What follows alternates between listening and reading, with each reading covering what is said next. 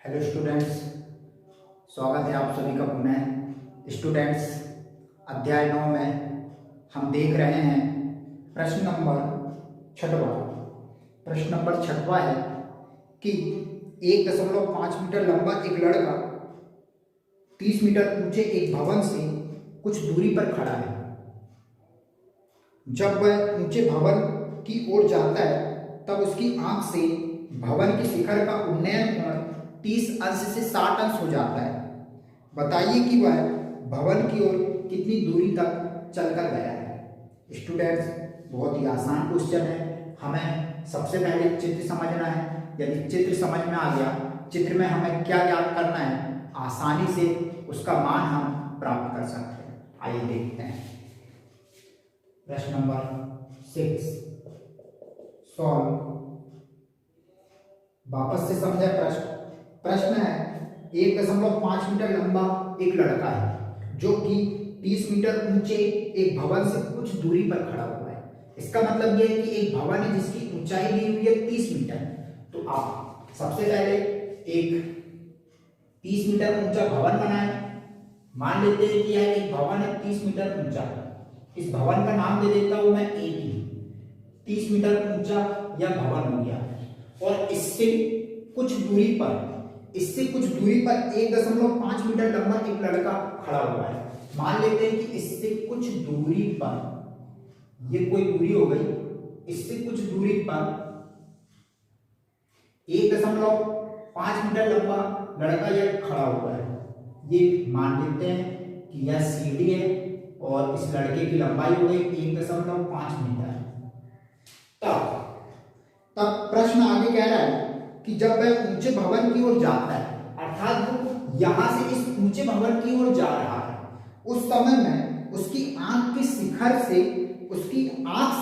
भवन के शिखर का उन्नयन कोण 30 अंश से 60 अंश हो जा रहा है। अर्थात प्रारंभ में यहां से जो उन्नयन कोण बन रहा है, ये उन्नयन कोण, ये एक बीडी के समानांतर सीधी सीधी एक रेखा खींच देता हूं, इसका नाम दे दे रहे हैं हम ई। तो यह जो कोण बन रहा है, यह कोण 30 अंश का बन रहा है। 30 डिग्री का एंगल यहां पर बन रहा है। अब यह भवन की ओर जा रहा है, तो भवन की ओर जाते समय इसका उन्नयन कोण 60 अंश हो जाता है। तो मान लेते हैं कि वो यहां तक गया, सीढ़ी जो है वो इस बिंदु तक गया। इन बिंदुओं के नाम हम दे दे रहे हैं P और Q नाम दे देते हैं। इस बिंदु का नाम P, इस बिंदु का नाम Q दे दे रहे हैं। तो यहां से उसकी आंख से इस शिखर का उन्नयन कोण 60 अंश बन रहा है।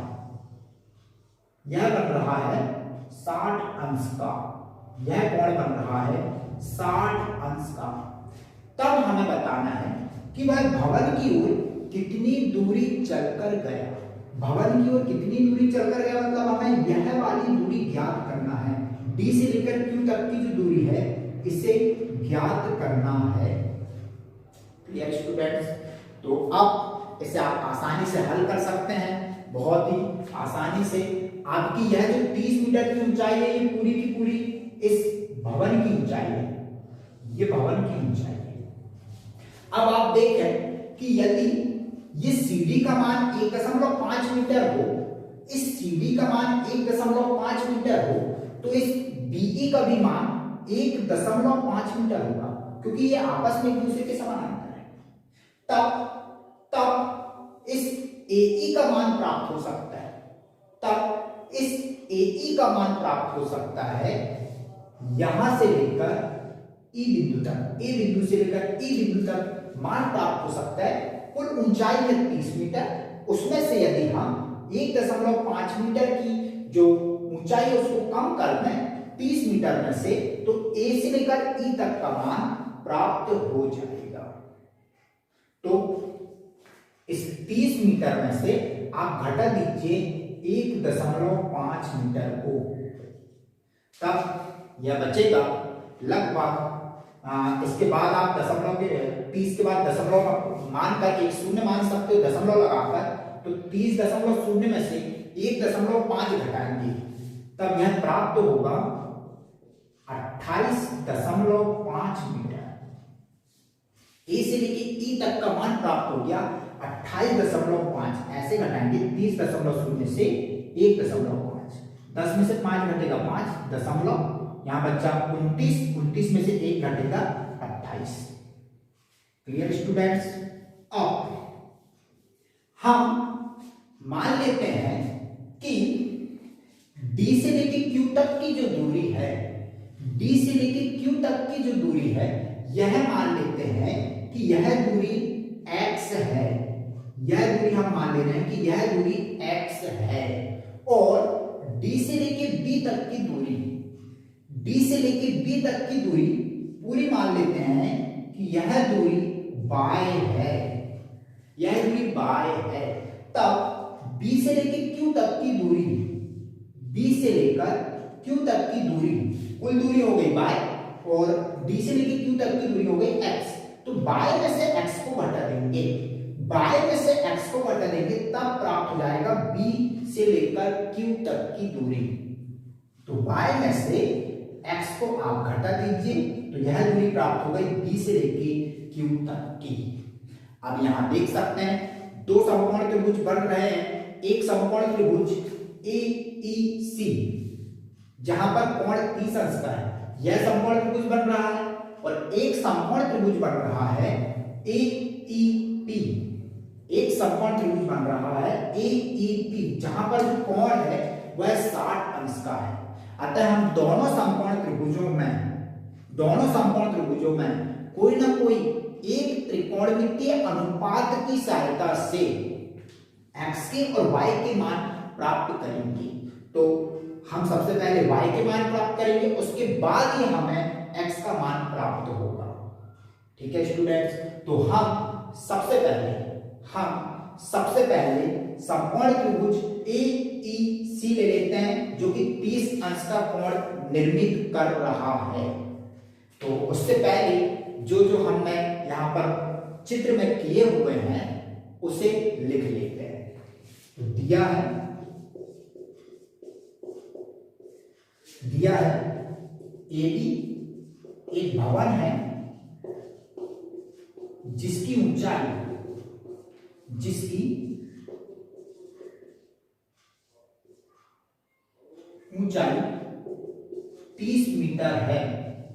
30 मीटर है, और CD एक लड़का है जिसकी लंबाई यह लंबाई है 1.5 मीटर, 1.5 मीटर। तब हमने AE का मान प्राप्त किया हुआ है, AE का मान प्राप्त हुआ है 30 में से 1.5 मीटर को घटाए हैं, तब यह प्राप्त हुआ है 28.5 मीटर। इसके बाद आपको और भी दिया हुआ है, उन्नयन कोण दिए हुए हैं, तो लिख दीजिए कि कोण ACE बराबर 30 अंश। यह कोण भी दिया हुआ है, एक कोण और दिया हुआ है APE, कोण APE बराबर दिया हुआ है 60 अंश, बराबर दिया हुआ है 60 अंश। तब हमें x का मान प्राप्त करना है कि वह 30 अंश का कोण बनाते हुए जब 60 अंश का कोण बना रहा हो, अर्थात भवन की ओर जा रहा हो, तब हमें यही बताना है कि वह भवन की ओर कितनी दूरी चलकर गया है। मतलब D से लेकर Q तक का मान x हमें प्राप्त करना है।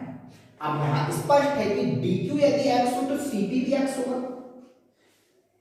B से लेके Q तक का y माइनस x है, तो P से लेके E तक का भी y माइनस x होगा, और C से लेके E तक की भी दूरी होगी D से लेके B तक की, अर्थात C से लेके E तक की दूरी y ही होगी। ठीक है, अब इसे सॉल्व करते हैं स्टूडेंट्स। अब यहां पर हम समकोण त्रिभुज लेंगे ACE, समकोण त्रिभुज ACE में, समकोण त्रिभुज ACE में लंब और यह है आधार, लंब बटे आधार tan का फार्मूला होता है, तब सूत्र लग जाएगा tan थीटा की जगह में 30 अंश A AEC में C का मान 30 अंश है कोण, तो tan 30 अंश बराबर लंब बटे आधार। मान रहे tan 30 अंश का मान 1 बटे करणी 3 होता है, 1 बटे करणी 3 बराबर लंब AE का मान प्राप्त हुआ है 28.5, तो हम यहां रख देंगे 28.5 बटे आधार का मान, आधार C से लेके E तक अर्थात D से लेके B तक का मान, मतलब ये होगा कितना y, तो यहां आ जाएगा y का मान प्राप्त कर लें, क्रिया गुणा करके y कम y बराबर 28.5 करणी 3, इस करणी 3 का इसके साथ तिर्यक गुणा हो जाएगा, तो करणी 3 इसके साथ गुणा में आ गया, इसे नाम दे दीजिए समीकरण 1। अब जैसे हमने ACE में tan के लिए फॉर्मूला लगाया है, इसी प्रकार AEP में भी tan के लिए सूत्र लगा दीजिए। अब समकोण त्रिभुज APE में समकोण त्रिभुज APE में tan, अब थीटा की जगह में हो जाएगा 60 अंश, हम यहां लिख सकते हैं tan 60 अंश बराबर लंब बटे आधार, लंब बटे आधार। लंब का मान है, लंब का मान AE अर्थात 28.5 बटे आधार का मान P, जो PE है वो QB के बराबर है, और QB का मान दिया हुआ है y minus x। PE QB के बराबर है और QB का मान है y माइनस x, मतलब आधार में आ जाएगा y माइनस x। tan 60 अंश का मान होता है करणी 3, यह रूट के अंदर हो जाएगा 3। अब पहले तिर्यक गुणा कर दीजिए, तिर्यक गुणा करेंगे तो करणी 3 का y के साथ भी गुणा होगा, करणी 3 का x के साथ भी गुणा होगा, तो करणी 3y माइनस करणी 3x बराबर 28.5। अब समीकरण 1 से y का मान यहां पर रख लीजिए, इस y की जगह में रख दीजिए। समीकरण 1 से हमें चूंकि x का मान ही प्राप्त करना है, x मतलब d से लेकर q तक की दूरी, कि कितनी दूरी को चलकर गया है वह मान ज्ञात करना है, तो x आसानी से प्राप्त हो जाएगा। रख दीजिए करणी 3 कोष्टक में y का मान 28.5 करणी 3 माइनस करणी 3x बराबर 28.5, क्योंकि करणी से करणी कैंसिल हो जाएगी, 3 बाहर आ जाएगा और 3 का गुणा 28.5 के साथ होगा, मतलब 28.5 गुणित 3 माइनस करणी 3x बराबर 28.5।